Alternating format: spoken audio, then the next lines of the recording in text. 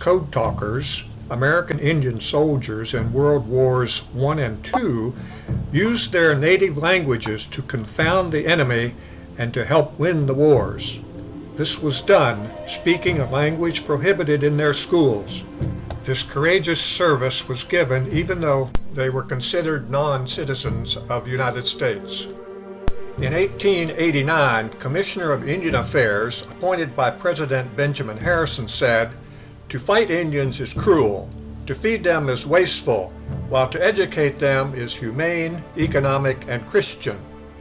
Captain Henry Richard Pratt, founder of the Carlisle Indian Boarding School in Pennsylvania, said, "All the Indian there is in the race should be dead. Kill the Indian and save the man." By the late 1880s, at least 60 Indian boarding schools were established and patterned after the Carlisle School. Very young children lived a full school year away from their family, community, and language, and spiritual values. Some never returned home. Some families willingly sent their children, but most often families were forced to send in fear of retribution for non-compliance. Some families came later to retrieve their children, and many children ran away. The education was designed to assimilate. Everything of the native Indian culture was forcefully changed. Most distressful were rules against speaking the native language. The teacher made me bite down on a large rubber band, and then he stretched the rubber band to its limit and let it snap back against my lips. It was very painful. Another student, now a great-grandmother, tells about being locked in a dark closet because she spoke her Lakota language.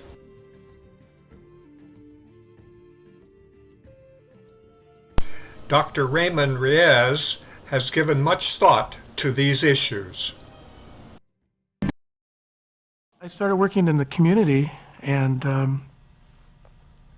realized there's a lot of Indian kids, because my analysis is there are a lot of Indian kids in the social welfare system in foster care because of broken families, because of the legacy, the historical legacy of boarding schools, because you had, in some instances, 4 or 5 generations of Indian people who were institutionalized and as a result didn't know how to parent.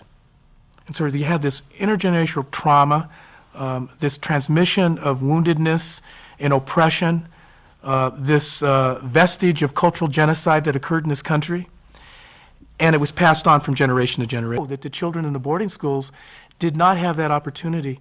It was a form of violence. It was a form of oppression that is so severe that I can equate it to Dachau and Auschwitz.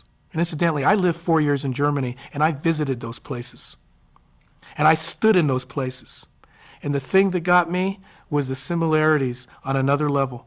And unlike that period of history that Schindler's List was able to articulate, that Anne Frank was able to do in terms of educating the public about this moment of history, there is nothing equivalent for the American Indian people of this continent that does that. Where is our Schindler's List? Where is our Anne Frank? To be able to leverage that knowingness and insight, to have everybody to be held responsible for knowing this part of history, not for blame, victimization, or guilt, but simply to know.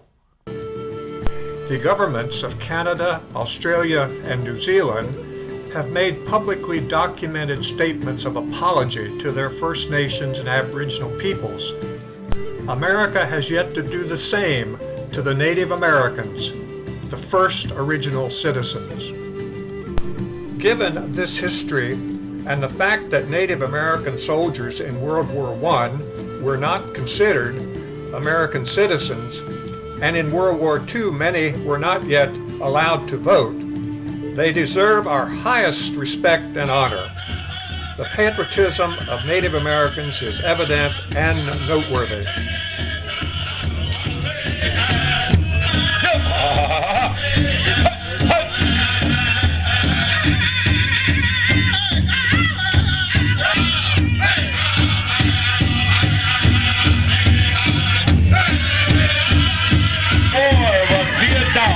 Vietnam veteran song. Welcome home to the Vietnam veterans. And we say welcome home to all men and women veterans. 12,000 American Indians, 26 tribal languages, served in World War I. 15 tribes were represented in the 36th Division, and their valor was described with these words in 1918. The American Redskins are the bravest and nerviest soldiers in the division. The first known use of a native language to transmit messages during combat was with Cherokee troops in September of 1918. However, the first record of transmitting messages was in Choctaw.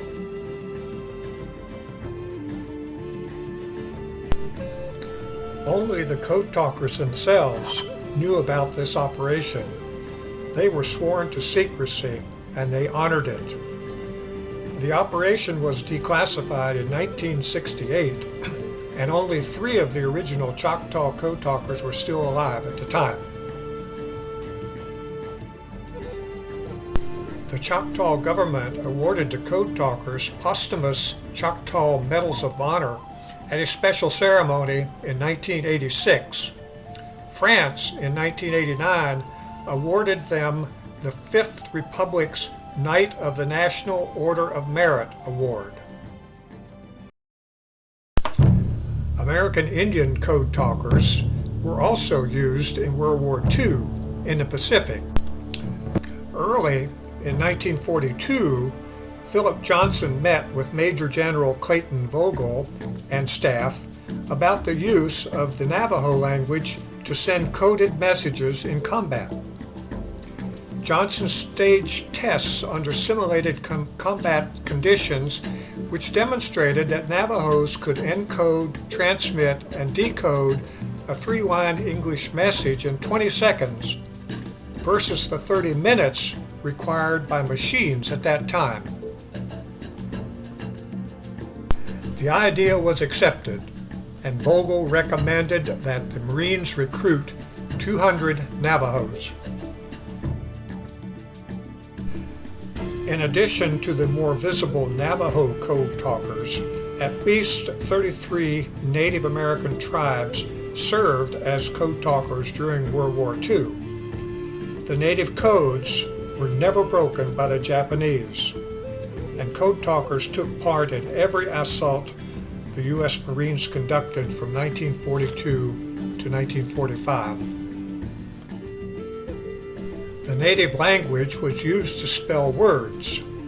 An English word that represented a letter of the alphabet was coded with a native translation. Spelling of Mount Suribici is an example of this.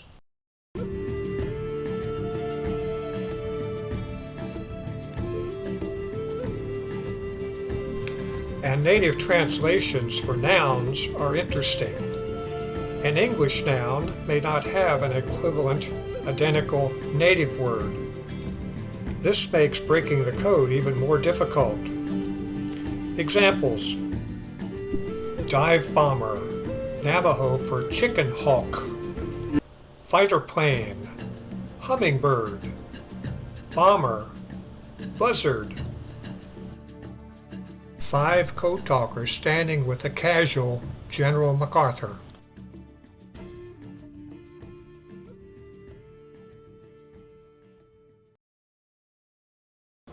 This is the way it goes since I bring him the first verse. Nos kabikana ilata sokonta silkai nebikachi dota kachi ta soko entatipa. Sita aniniteya ebeni Jerusalem Washington bekas bikosila chilego bahojam sapapa.